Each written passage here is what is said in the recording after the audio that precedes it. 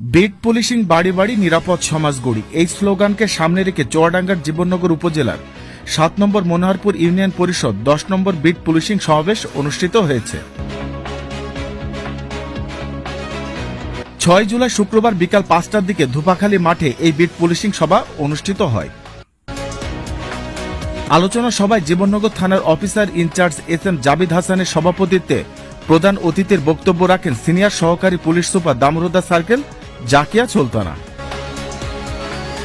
মাদকদ্রব্য, কিশোর gang, eve teasing, বাল্যবিবাহ, জঙ্গিবাদ, সম্পত্তি সংক্রান্ত অপরাধ দমন ও আত্মহত্যা প্রবণতা কমাতে জীবননগর থানা পুলিশ এ সভার আয়োজন করে।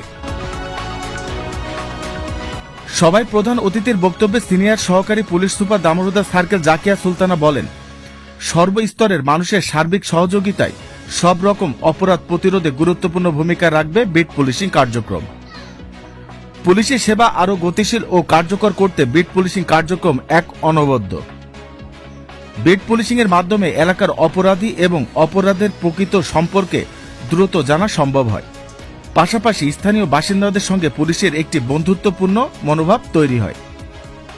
আমরা চাই সাধারণ মানুষ পুলিশের একজন প্রকৃত বন্ধু হয়ে সমাজের আইন শৃঙ্খলা নিয়ন্ত্রণে পুলিশের সাথে কাঁধে কাঁধ মিলিয়ে কাজ করবে, এটাই আমাদের প্রত্যাশা।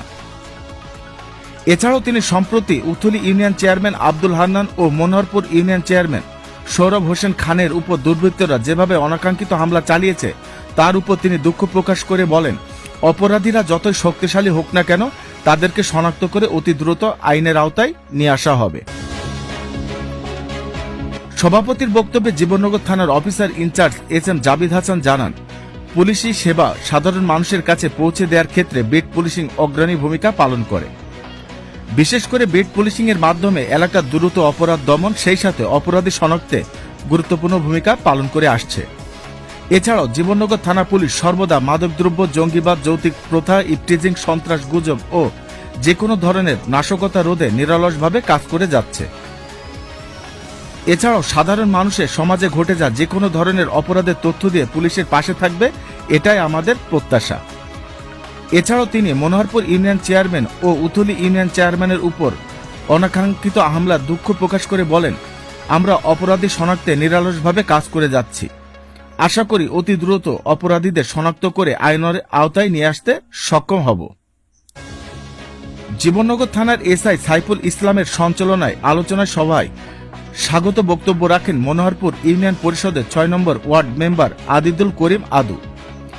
এছাড়াও উক্ত সভায় বক্তব্য রাখেন জীবননগর থানা অফিসার ইনচার্জ তদন্ত Ekram Hossain, Jahangir Alam, panel chairman Monoharpur union Parishad, Habibur Rahman, প্রধান শিক্ষক, ধুপাখালী মাধ্যমিক বিদ্যালয় সহ প্রমুখ।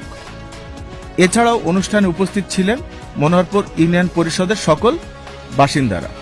এম আই মুকুল, দৈনিক সকালের সময়।